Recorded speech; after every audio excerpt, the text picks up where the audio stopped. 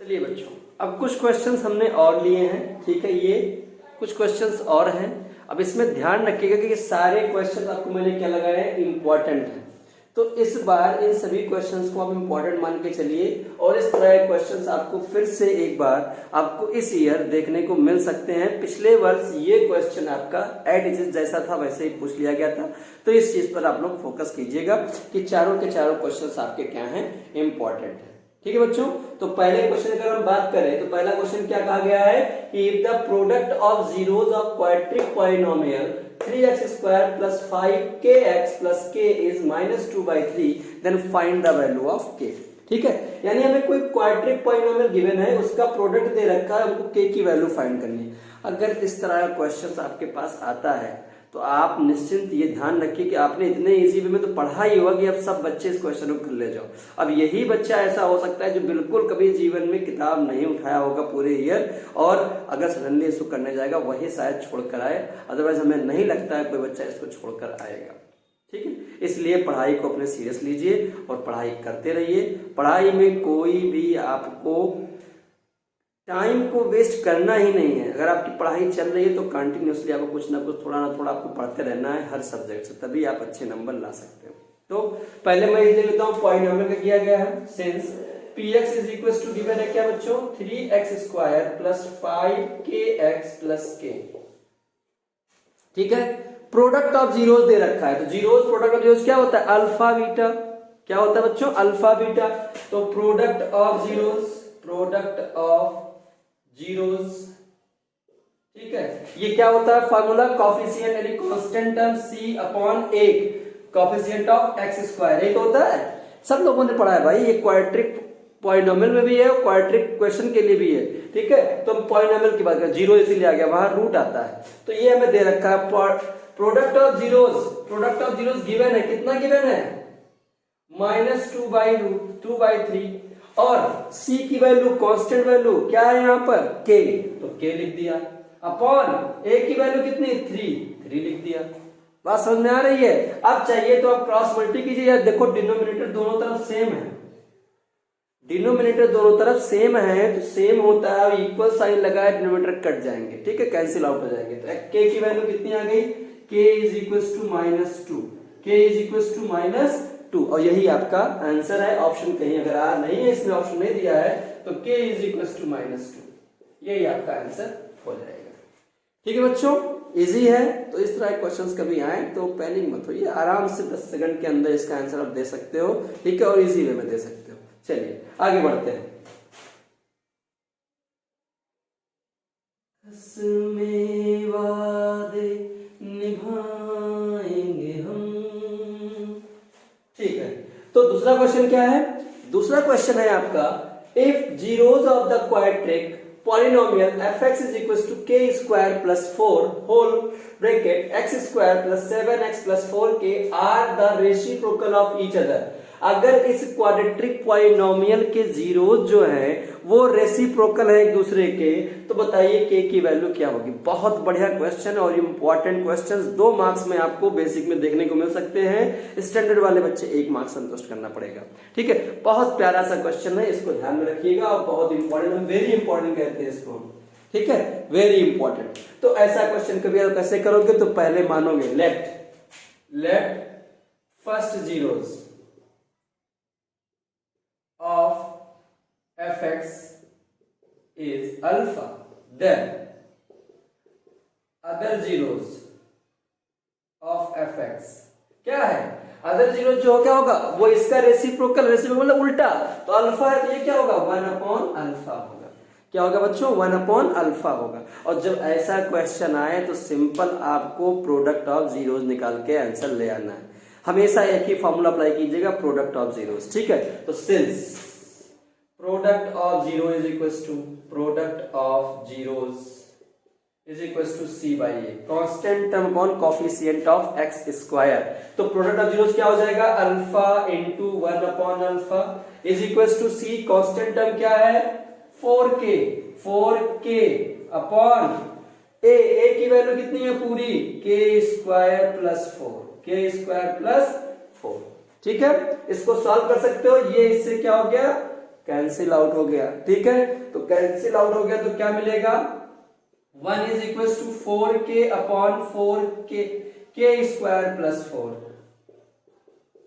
इतनी बात समझ में आ गई। अल्फा से अल्फा कैंसिल आउट, यहाँ बचा 1k स्क्वायर प्लस 4, यहाँ 4k, ठीक है। सॉल्व कीजिए इसको, क्या मिलेगा, इसको जब सॉल्व करोगे तो क्या आएगा, इससे मल्टीप्लाई करोगे तो k square plus 4 is equal to 4k आ जाएगा। कोई डाउट तो नहीं है। अब ये 4k इधर ले आओ तो k square minus 4k plus 4 is equal to 0, is equal to 0। और एक आपका ये इक्वेशन के फॉर्म में क्लियर हो गया। अब इसका फैक्टराइज करके तो निकाल ही सकते हो, ठीक है। और ये कहीं ना कहीं k माइनस 2 का होल स्क्वायर का फार्मूला बन रहा है, बन रहा है कि नहीं बन रहा है बच्चों, देख लीजिए आप। k minus 4k plus 4 is equal to 0, ये k माइनस 2 का होल स्क्वायर। कैसा होता है formula, a square minus 2ab plus B square, रख के चेक करेंगे वही बन रहा है, ठीक है। तो यहां से k minus 2 is equal to क्या आ गया, अंडर रूट 0। तो k minus 2 is equal to root 0 का मान 0 होता है। तो k इज इक्वल टू कितना आ गया बच्चों, 2। तो k के किस वैल्यू के लिए क्या होगा, रेसिप्रोकल होगा, k के 2 के लिए, k बराबर 2 के लिए इसके जीरो जो होंगे दूसरे के रेसिप्रोकल होंगे। अंडरस्टैंड, इजी है, कर ले जाओगे, ठीक है। बहुत प्यारा सा क्वेश्चन था, बहुत बढ़िया क्वेश्चन था, ठीक है। इसमें कोई डाउट आपकी नहीं होनी चाहिए। k इज इक्वल टू आपका 2 आ जाएगा, सीधा आंसर। k बराबर 2 के लिए ये जो होगा वो इसका सोल्यूशन, ठीक है। तो k इज इक्वल टू 2 आप इस पर टिक कर देंगे, अगर ऑप्शन में है तो, और नहीं है तो इस तरीके से आप लगाना सीख लीजिएगा। जब भी रेसिप्रोकल वाला क्वेश्चन आए आपको प्रोडक्ट ऑफ जीरो से लगा के निकाल लेना, ठीक है। आगे बढ़िए, ठीक है। चलिए क्वेश्चन नंबर 3 पे आते हैं। ये भी क्वेश्चन मैंने इंपॉर्टेंट इसलिए लगाया कि इस तरह क्वेश्चन पूछे गए हैं, इसलिए मैंने इसको इंपॉर्टेंट ले लिया है। If alpha and beta are the zeros of the polynomial px square minus 2x plus 3p, ये कोई पॉलिनोमियल है आपका क्वाड्रेटिक, उसमें अल्फा प्लस बीटा बराबर अल्फा बीटा दिया है, find the value of p। कितना प्यारा सा क्वेश्चन और कितना इजी क्वेश्चन, ठीक है। सबसे पहले क्या निकालोगे, अल्फा प्लस बीटा, इसको बोलते हैं सम ऑफ जीरोस। फार्मूला क्या होता है, minus B by A. Alpha plus beta कितना आ जाएगा, माइनस बी की वैल्यू कितनी है, कोएफिशिएंट ऑफ x माइनस 2 है, तो माइनस 2 यहां रख दीजिए ब्रैकेट में, अपॉन a की वैल्यू कितनी, p, तो p रख दिया। तो यहां से अल्फा प्लस बीटा की वैल्यू आ गई minus minus plus 2 upon p, ठीक है बच्चों, क्लियर है। अब product of zeros alpha beta क्या होता है, c अपॉन a, क्या होता है, c अपॉन a। तो अल्फा बीटा कितना आ जाएगा, c की वैल्यू कांस्टेंट वैल्यू 3p और a की वैल्यू p केवल, तो p से p क्या हो गया, कैंसिल आउट हो गया बच्चों। तो अल्फा बीटा की वैल्यू क्या आ गई, 3 आ गई, ठीक है।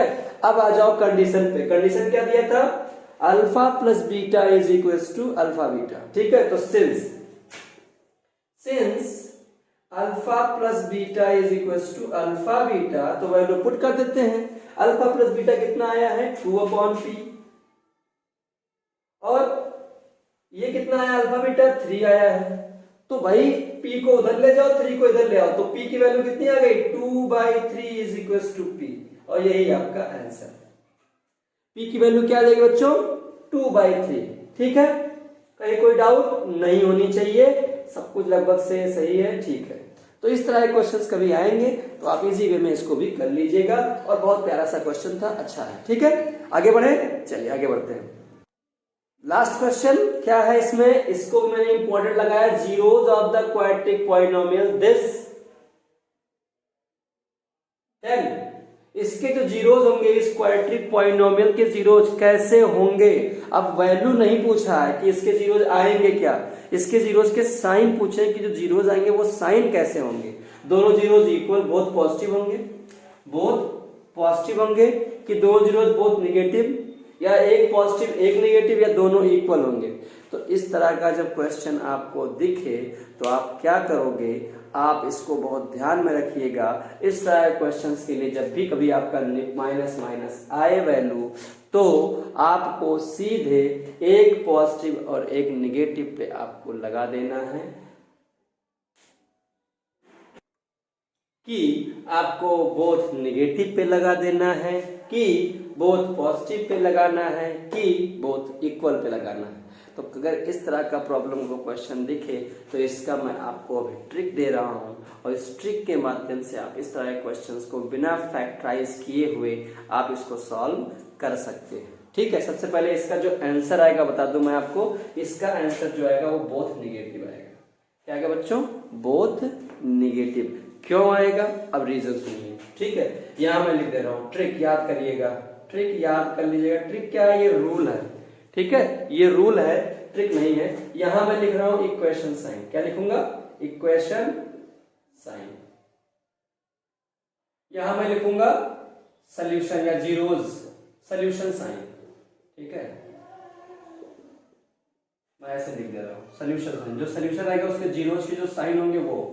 ठीक है बच्चों, अब अगर आपके इक्वेशन में, क्वाड्रेटिक इक्वेशन में क्या लिखा हो? प्लस प्लस लिखा हो। क्या लिखा हो? Plus plus. देखो यहां भी प्लस है, यहां भी प्लस है, तो अगर साइन आपका प्लस प्लस है तो आंसर आपका किस में आएगा? माइनस माइनस में आएगा। किसमें आएगा बच्चों? माइनस माइनस में आएगा। इसे ध्यान रखिएगा, अगर आपका साइन माइनस प्लस है बच्चों तो इसका आंसर किस में आएगा? आपका इसका आंसर प्लस प्लस में आएगा। इस चीज का ध्यान रखिएगा बच्चों। अगर आपका साइन माइनस प्लस है, प्लस माइनस है, अगर आपका साइन प्लस माइनस है तो आंसर माइनस प्लस में आएगा बच्चों, माइनस प्लस में आएगा। और अगर आपका साइन माइनस माइनस है तो आंसर प्लस और माइनस में आएगा। ये चार आपको मेथड याद रखने हैं, और कभी इस तरह के बड़े क्वेश्चंस आ जाए तो फैक्टराइज किए बिना ही आप इसके, अगर साइन पूछता है खाली तो आंसर आप लगा सकते हो। तो यहाँ साइन क्या था? Plus plus. देखो प्लस प्लस इक्वेशन का साइन है, आंसर किसमें आएगा? Both negative. तो आंसर कौन सही है? Both negative. इसको नोट डाउन कर लीजिए कॉपी में और याद रखिएगा। ठीक है, तो इस वीडियोस में भी पार्ट 2 में इतना ही रखते हैं, और जितने भी क्वेश्चंस आपको मैंने पढ़ाए हैं पार्ट 1 पार्ट 2 में, आशा करते हैं सारे क्वेश्चंस आपके एग्जाम में आए, और इस तरह से क्वेश्चन आता है तो आपको कोई दिक्कत नहीं आएगी और आराम से आप इसमें 4 से 5 मार्क आराम से हासिल कर लेंगे। ठीक है, इस वीडियो में इतना ही रखते हैं, और आगे वाला जो वीडियो होगा वो नेक्स्ट चैप्टर के लिए होगा। अब बताइए कौन सा चैप्टर आपको पढ़ना है, कमेंट के थ्रू बताइएगा, मैं आपको उसको चैप्टर का भी टॉपिक और उसके इंपॉर्टेंट क्वेश्चंस प्रोवाइड करा दूंगा। कुछ दिनों में मैं 12th का भी बनाने वाला हूं, उसके बाद फिर 9th और फर्स्ट ईयर के लिए भी, 8th क्लास के लिए भी बनाऊंगा। ठीक है, लेकिन पहले बोर्ड को प्रायोरिटी दी जाएगी, तो 10th और 12th के लिए पहले वीडियोज अपलोड होंगे। ठीक है बच्चों, चलिए तब तक के लिए आप लोग रेस्ट करें और पढ़ाई करते रहें, और अपने समय का सदुपयोग करें, उसको वेस्ट ना करें। बोर्ड एग्जाम है और अच्छे से रिजल्ट लेकर आए, यही कामना है मेरी। मिलते हैं नेक्स्ट वीडियोस में, तब तक के लिए बाय बाय।